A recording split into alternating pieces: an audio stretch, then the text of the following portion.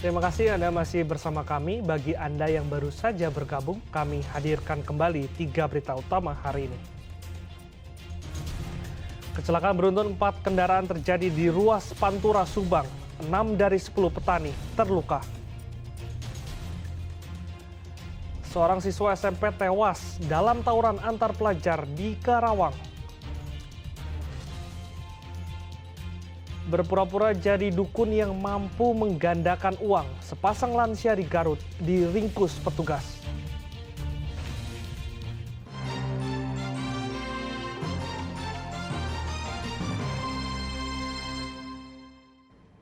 Nyawa seorang remaja melayang percuma akibat tawuran antar pelajar sekolah menengah pertama di Karawang pada Sabtu pekan lalu.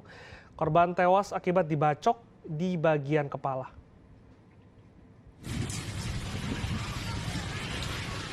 Tawuran dua kelompok pelajar terjadi di Kecamatan Kutawaluya, Karawang pada Sabtu lalu. Dalam rekaman, terlihat beberapa pelajar membawa senjata tajam. Bahkan warga menemukan pelajar yang terluka di kepala akibat bacokan senjata tajam. Korban yang berusia 16 tahun ini dilarikan ke rumah sakit, tetapi nyawanya tidak tertolong. Keluarga korban tak kuasa menahan pilu melihat Koko Satrio sang korban tidak lagi bernyawa. Kakek korban menyatakan awalnya korban diajak temannya saat sedang makan bersama dirinya. Saat itu korban pamit untuk bermain. Namun selang beberapa waktu keluarga tiba-tiba ditelepon pihak rumah sakit soal kondisi korban yang terluka usai tawuran. Udah sempat makan sama saya bareng, udah sempat makan, ada nyamper temennya Pak. Sempat dilarang nggak Pak? Ya sempat juga dilarang, cuman namanya bocah kan bingung mau main gitu, tahu mana. Salah satu rekan korban menyatakan tawuran pelajar antar pelajar SMP itu berawal dari cekcok di media sosial. Kubu pelajar SMP Negeri 1 dan SMP Negeri 4 akhirnya bersepakat untuk tawuran di Kuta Gandok. Belum ada keterangan resmi dari pihak kepolisian, terutama dari Polres Karawang, karena penyelidikan tawuran yang menewaskan seorang pelajar ini masih berjalan. Syamsun Nursyam melaporkan dari Karawang. Tawuran antar pelajar juga terjadi di Kota Bogor dan semakin sering warga yang geram memukuli pelajar yang tawuran.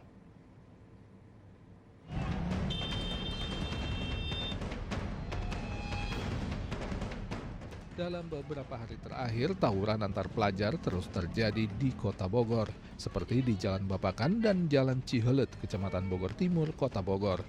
Tawuran pelajar yang membawa senjata tajam ini membuat warga geram yang akhirnya mengambil tindakan untuk membubarkan tindakan yang bukan lagi sekadar kenakalan remaja, tapi juga sudah masuk dalam kategori kejahatan karena mengancam nyawa orang lain. Polresta Bogor Kota akhirnya menangkap 11 orang pelajar yang terlibat tawuran. Sejumlah senjata tajam dan telepon genggam juga ikut disita. Polisi mengungkap tawuran kerap dipicu saling ejek dan tantangan melalui media sosial. Diawali dengan tantangan via Instagram, kemudian yang satu atau pihak lawan menantang, janjian ketemuan, kemudian tawuran, kemudian yang didahului dengan mempersiapkan alat-alat senjata tajam ini. Ada juga yang mencari sasaran secara acak. Para pelajar yang menjadi tersangka tawuran ini dijerat Undang-Undang Darurat karena membawa senjata tajam. Rencananya, polisi akan memanggil pihak sekolah untuk mengatasi masalah tawuran yang semakin marak terjadi. Iwan Kurniawan melaporkan dari Kota Bogor. Unjuk rasa mahasiswa Subang di kantor Kejaksaan Negeri ricuh. Mereka menuntut pengusutan dugaan pemungutan liar yang melibatkan Kepala Dinas Pendidikan lewat pembelian seragam sekolah. Masa dari Himpunan Mahasiswa Islam Cabang Subang ini memaksa masuk ke kantor Kejaksaan Negeri Subang. Namun upaya mereka untuk mendobrak pagar gagal. Unjuk rasa pun dilanjutkan ke gedung DPRD dan kantor Bupati Subang.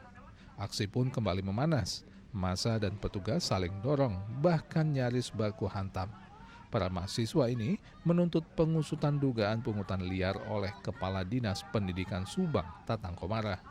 Massa ini menuding Kadisdik melakukan pungli melalui pembelian seragam pramuka dengan tulisan Batara atau Batako yang disinyalir merupakan akronim dari Balat Tatang Komara.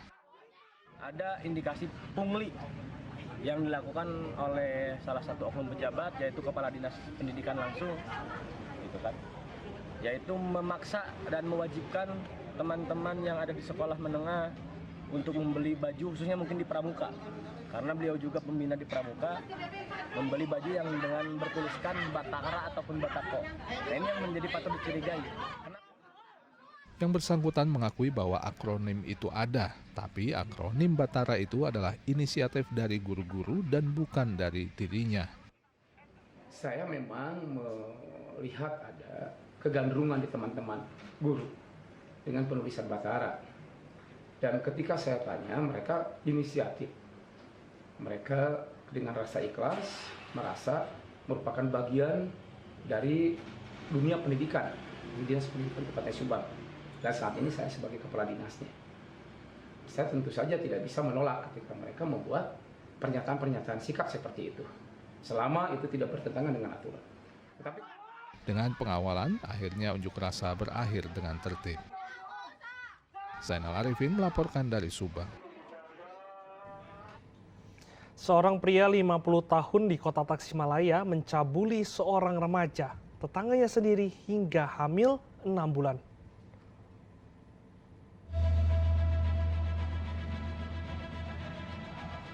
Bagai pepatah pagar makan tanaman, itulah agaknya perumpamaan yang dilakukan oleh tersangka E, pria 50 tahun yang menghamili tetangganya sendiri yang masih remaja. Tersangka sehari-harinya bekerja sebagai pedagang keliling di Tasikmalaya. Warga Cineam ini kerap melakukan tindakan tidak senonoh kepada korban dengan memanfaatkan kondisi rumah yang sepi. Tersangka melakukan ulah bejatnya dengan membekap dan mengancam korban. Melakukan tindak pidana ini dengan cara membekap korban sehingga korban tidak berdaya, dan juga ada sedikit kekerasan untuk bisa memperdaya korbannya sehingga tersangka dapat melakukan kegiatan pidana ini. Akibat perbuatan tersangka, korban yang merupakan tetangganya kini hamil 6 bulan dan berhenti bersekolah. Sementara tersangka dijerat ancaman hukuman 15 tahun penjara. Eko Setiabudi melaporkan dari kota Tasikmalaya. Sementara itu di Garut, sepasang lansia ditangkap karena mengaku-ngaku sebagai dukun pengganda uang. Para korban yang tertipu akhirnya sadar lalu menangkap kedua pelaku. Video amatir ini diambil saat warga menangkap pasangan lanjut usia asal Purwakarta. Wasman dan Sri mengaku-ngaku bisa menggandakan uang. Sejumlah warga kampung Poronggol, Desa Ciwangi, Kecamatan Limbangan, Garut pun sempat tergiur dengan kemampuan pasangan lansia ini. Dengan melakukan sejumlah ritual, kedua pelaku berjanji akan mengembalikan uang dengan jumlah 2 kali lipat. Bahkan salah satu korban sampai menjual anak sapinya dengan harga 6,7 juta rupiah. Setelah uangnya diberikan dan ditinggal sesaat, ternyata kedua lansia itu hilang tanpa jejak. Buat ritual 2 juta. Ternyata dia pulang dulu, datang lagi, langsung ritual lagi, itu ngeluarin uang gitu di dalam kardus. Nah, di situ dia ngeluarin buku dari dalam tasnya. Buku dibuka isinya uang merah semua. Nah, dia bisik, udah dekat katanya. Cuma pagi ini harus dapat 5 juta buat persyaratan. Akhirnya minta tolong sama kakak jual anak sapinya. Udah dapat 5 juta, saya kasihkan. Udah itu ada yang nelpon. Saya keluar dari rumah menerima telepon. Udah beres menerima telepon, datang ke rumah kakak, dia udah turun dari rumah. Jadi nggak pamitan sama saya mah. Polisi menyebut modus pelaku mengaku-ngaku mengenal dan meyakinkan korban akan mendapatkan rezeki berlipat ganda. Korbannya pun terbuai dengan tipu daya pasangan lansia itu. Jadi mengiming-imingi bahwa seolah-olah pelaku ini kenal dengan saudara Ade. Ada firasat katanya mimpi si pelaku ini harus menemui saudara Ade untuk ya akan saudara Ade diiming-imingi akan mendapatkan rezeki yang banyak. Tercatat ada 4 warga Kampung Poronggol yang tertipu modus penipuan untuk menggandakan uang ini. Kini kedua pelaku terkurung dan terancam pasal 378 KUHP dengan hukuman 4 tahun penjara. Eko Setiabudi melaporkan dari Garut.